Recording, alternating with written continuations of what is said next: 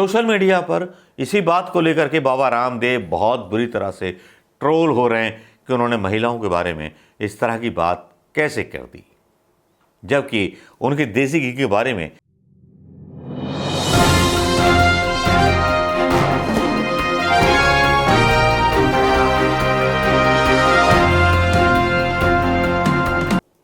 दोस्तों को नमस्कार। मैं मनोज कुमार शर्मा, आजाद हिंद आवाज न्यूज और खबर 24 के लिए आपके बीच में। आधी रात में कहानियां, काली अंधेरी रातों में कहानियां तो कही जाएंगी और कहानियां कहीं भूली नहीं जाएंगी। जी हां, जब शंकर बाघेला कहानी का खुलासा करते हैं एक तड़ीपार का, जी हां, वो तड़ीपार की कहानियां तो आपने सुन ली होंगी। बहुत सारे पत्रकारों ने जज लोया के बारे में बात की होंगी, सारी बातें की होंगी, सब कुछ तो आपने सुन लिया होगा। बाघेला के बयान भी निर्विवाद आते रहे आपके बीच, वो भी सुन लिए होंगे आपने कि किस तरह से गोधरा में हिंदुओं की हत्याएं खुद मोदी ने कराई। चलिए छोड़िए, इन बातों को छोड़ देते हैं, लेकिन अब चलते हैं नए जमाने की ओर, न्यू इंडिया की ओर, जहां पर ऐसे ऐसे संत जो है व्यापारी बन चुके हैं जिनका नाम है बाबा रामदेव। बाबा रामदेव तो ग्रेट हैं, जिनके बारे में भारतीय जनता पार्टी के एक सांसद ब्रजभूषण सिंह बयान देते हैं, अरे बाबा रामदेव का नकली घी मत खाया करो। तो उनका बयान सुन लीजिए बाबा रामदेव के बारे में, उनका क्या कहना है। जरूर होना चाहिए, दूध का इंतजाम जरूर होना चाहिए। दूध ही एक ऐसी चीज है जो गांव में मिल सकती है, आसानी से मिल सकती है। किसान हो और आपके घरे दूध नहीं हो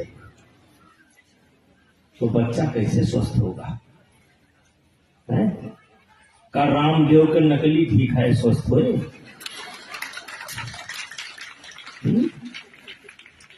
मेरे भाइयों, हाथ जोड़ करके विनती करते हैं, इस बात को समझिए। मैं खुद भैंस चराने जाता था। लगाते हैं बाबा रामदेव वाला कोई नहीं, हमने उनका मंजन एक बार किया था। अब हमारा दांत खराब होने लगा, फिर मैंने डॉक्टर को दिखाया, वास्तव में दांत खराब होने लगा। उन्होंने जरूरत से ज्यादा लौंग का इस्तेमाल कर दिया। लोगों ने बताया शुरू में अच्छा लगता, मेरा दांत खराब हो गया। मैंने तुरंत, डॉक्टरों ने मना किया, उसके बाद छोड़ दिए। हम नहीं खाते होते। शिकायत नहीं किया आपने? शिकायत नहीं की? कहाँ शिकायत करें, इतना बड़ा दिया था, लेकिन मैंने बंद कर दिया। तो क्या मंजन के हिसाब से मंजन भी नकली है? मंजन में भी लौंग चॉकलेट भी बच्चों को खिला रहे हैं, चॉकलेट की। अब देखिए क्या है, ऐसा हम नहीं कह सकते कि उनका हर सामान गलत है। देखिए, अब भगवान ने उनको पैसा दिया है तो वैज्ञानिक खरीद रहे हैं, पैसा दिया है डॉक्टर खरीद रहे हैं, पैसा दिया है तो मशीन खरीद रहे हैं। अब आज वो कर रहे हैं, और कोई हम नहीं कह सकते कि उनका सब सामान नकली है। कैसे कहते सब सामान नकली है? लेकिन मुझे आपत्ति इस पर है, मार्च पतंजलि के बाबा रामदेव के बारे में बयान सुन लिया होगा, और उसके बाद आता है पलट करके एक ऐसे व्यक्ति का बयान।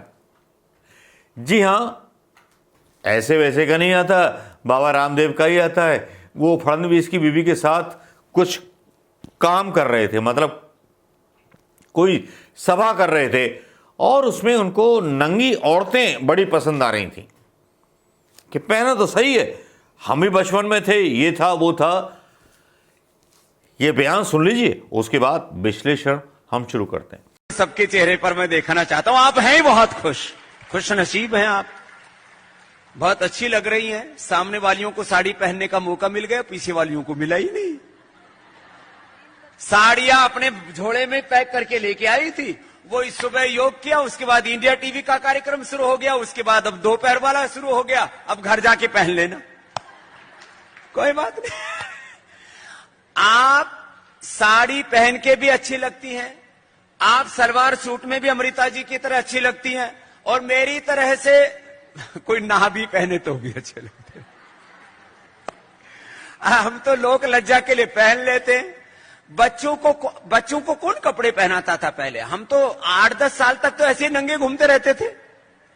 ये तो अब जाकर के 5-5 लेयर कपड़ों की बच्चों पर आ गई है। खैर बात, ये बयान आपने सुन लिया होगा दोस्तों। अब मेरा कहना यह है कि यहां पर जब सत्ता का नशा नेताओं के और उन व्यापारियों के दिमाग पर चढ़ जाता है जो सोचते हैं कि हमारे आगे हिंदुस्तान बौना है, हिंदुस्तान की जनता बौनी है, वो कुछ भी अनर्गल बोलने लगते हैं।